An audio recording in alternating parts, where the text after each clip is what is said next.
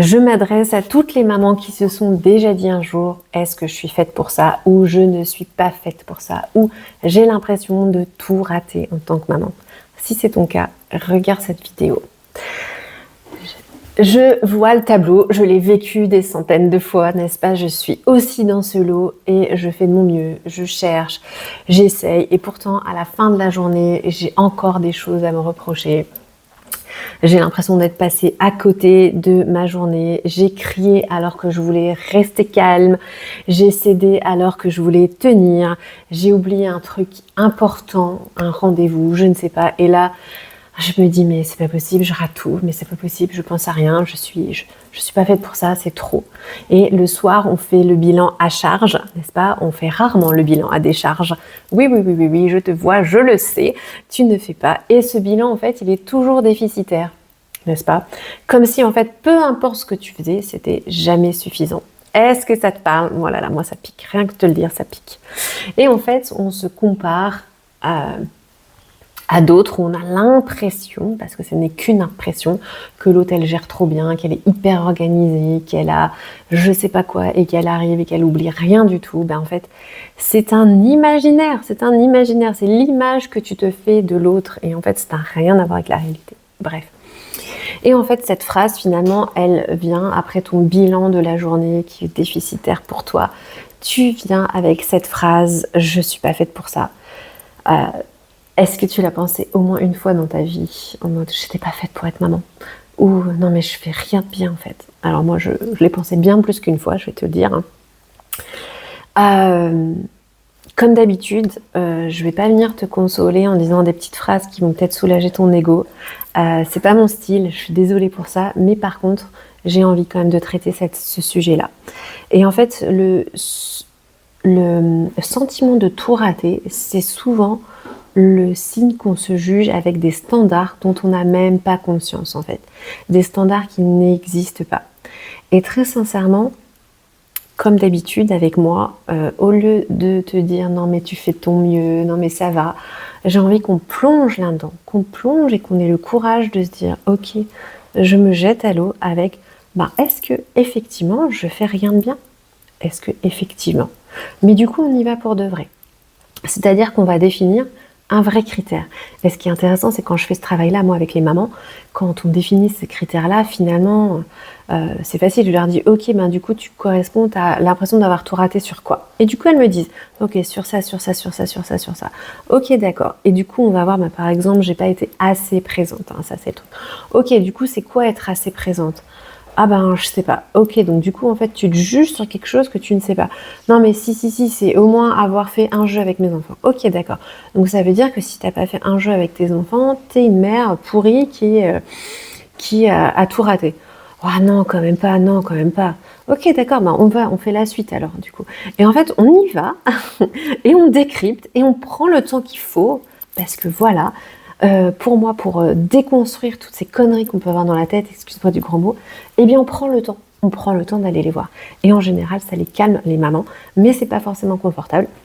Et parce que finalement, elles se rendent compte que finalement, en fait, ce n'est basé sur rien du tout. C'est basé sur rien du tout. Mais pour moi, c'est important d'y aller et on y va. Ok. Et on dit, ok, admettons, t'as raison, et on y va. Et du coup, après, ce que je fais aussi, c'est ok, donc maintenant on a fait ce bilan à décharge, donc effectivement, t'es coupable de ne pas avoir fait un jeu de société avec tes enfants, donc j'y vais carrément comme ça. T'es coupable d'avoir cuisiné un repas en boîte alors que ce serait bien de faire un truc maison. T'es coupable d'avoir envoyé des mails au lieu de faire un câlin à ton fils qui demandait, peut-être, tu vois. Ok, du coup là on a le dossier à décharge, on l'a bien. Et du coup maintenant on a le dossier à charge, pardon, et du coup maintenant le dossier à décharge. Non, mais il n'y a rien. Ah bon, il n'y a rien du tout, il n'y a rien. Ah ok, on va réfléchir et on va prendre le temps, d'accord? Et du coup, on prend le temps aussi. Et finalement, on se rend compte que, alors je suis pas en train de dire que parce qu'il y a un dossier à décharge, le dossier à charge ne compte plus, d'accord? Mais par contre, on va vraiment aller analyser les deux de bien. Et ensuite, ce qu'on fait, c'est que, effectivement, donc je vais quand même la dire ma phrase, mais souvent quand on se pose la question et qu'on se dit en fait j'ai tout fait, j'ai tout merdé aujourd'hui, je suis pas bonne, je suis pas faite pour ça, c'est que derrière en fait la motivation derrière c'est une envie de bien faire en fait. Et ça, c'est hyper important d'avoir conscience de ça. Et quand on a pris cette conscience de dire, ok, on a une motivation de bien faire, bah du coup, on va traiter, ok, du coup, de quelle façon, en fait, demain, on pourrait utiliser cette motivation de bien faire. À quoi elle peut te servir, en fait. Du coup, on a complètement extrait le jus de cette pensée-là. Très souvent, c'est pour venir à la conclusion de, bah en fait, j'ai envie de bien faire.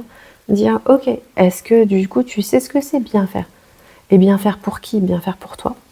Et du coup, très sincèrement, à chaque fois, on vient mettre les ingrédients d'une journée qui est ok. Et du coup, les mamans, elles ont une vision de leur journée en disant, bah ok, en fait, une journée où vraiment je me sens remplie en tant que maman, c'est une journée où il y a, et là, chacun met ses ingrédients. Parfois, il y a aussi de la boussole éducative qui rentre dedans, donc si tu sais pas la boussole, j'en parle beaucoup dans mes vidéos, c'est ta vision éducative, c'est comment tu veux équiper tes enfants, comment tu veux élever l'adulte de demain. Et ça te donne un sentiment aussi de satisfaction et d'accomplissement en tant que maman. Moi, je trouve que c'est très important d'avoir ce sentiment de réalisation quand on est maman. Et une boussole éducative, elle sert à ça. Elle sert pas que à ça, parce qu'elle sert aussi de garde-fou pour nous-mêmes, pour qu'on ne se crame pas nous-mêmes en tant que maman. Mais je vais pas en parler aujourd'hui. Et du coup, en fait, on vient mettre les ingrédients d'une bonne journée. Et du coup, on vient vraiment mettre des données, des datas, des chiffres, des choses qui vont nous aider à comprendre qu'est-ce qui fait les ingrédients d'une bonne journée. Et ce qui est toujours magnifique avec ça, c'est que très souvent, quand on a fini ce travail-là avec les personnes que j'ai en coaching, et bien du coup, après, l'enfant lui-même, il va beaucoup mieux. Il est moins dans la réclamation. Et l'enfant, lui aussi, il va faire ses ingrédients d'une journée réussie. Et ça, c'est super intéressant parce que du coup, en travaillant sur nous-mêmes en tant que maman, et bien du coup, on va équiper nos enfants. Et notre mindset, et ce qu'on a dans la tête, et ce qu'on met en place chaque jour, et ce qu'on a envie de construire avec nos enfants, et comment on travaille sur finalement la bienveillance envers nous-mêmes, parce que presque, si je devais résumer mon métier en une phrase, ce serait de ramener de la bienveillance envers soi-même aux mamans, avec divers moyens, et de l'impact. Et du coup, en fait, notre enfant va naturellement changer. Et il va être aussi naturellement beaucoup plus bienveillant envers lui-même. Et finalement, notre travail sur nous-mêmes en tant que maman va avoir des répercussions hyper intéressantes sur nos enfants. Et ça, c'est absolument passionnant. Du coup, la dernière question qui pique, c'est parfois, on a l'impression de tout rater en rapport à quelque chose. Donc on a dit peut-être que c'est une maman instagrammeuse, peut-être que c'est une amie à nous, peut-être que c'est notre mère parfois. Et du coup, la question qui est importante de se poser aussi quand on veut travailler cette question de est-ce que je suis faite pour être maman, est-ce que je suis pas en train de tout casser dans ma vie de famille, c'est de se dire est-ce que tu cherches à être une bonne mère ou est-ce que tu cherches à en avoir l'air? Et je trouve que oui, c'est inconfortable, oui, ça pique, je suis pas là toujours pour faire plaisir quand je dis des choses, mais du coup, c'est intéressant parce que du coup, si tu cherches à avoir l'air d'une mère parfaite, ben du coup, tu vas agir depuis tes peurs. La peur du regard des autres, qu'est-ce que les autres vont penser? Ah ouais, mais là, mon enfant, il est en train de faire une crise dans le magasin par terre, il faut quand même que je réagisse, parce que qu'est-ce que les autres vont penser? Ils vont penser que je fais rien du tout et que je suis pas une bonne mère. Dès l'instant où on a une action qui se met en place par crainte, eh bien en fait, déjà, on cherche à avoir l'air d'une bonne mère, et très souvent, on va se sentir comme si on se trahit nous-mêmes, alors qu'on sait au fond peut-être, en fait, dans le magasin, ça va être de s'asseoir par terre et de faire un câlin à notre enfant. Peut-être que c'est ça qu'il a besoin, mais que le regard des autres, on a un peu peur, on se dit, waouh, non, qu'est-ce qu'ils vont penser, etc. Je vais peut-être me faire jeter par le vigile, ou j'en sais rien, je sais pas quoi, quelle idée peuvent nous passer. Mais finalement, peut-être qu'on le sait quand même ce qu'il faut faire. Et que peut-être qu'en fait, notre éducation, finalement, elle est trop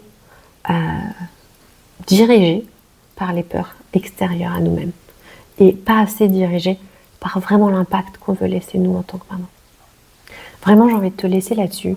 Je sais que je dis pas toujours des choses qui font plaisir, mais je trouve que c'est des questions intéressantes à se poser pour se dire, ok, vraiment, je veux cet impact-là. Vraiment, je veux équiper mes enfants, en fait.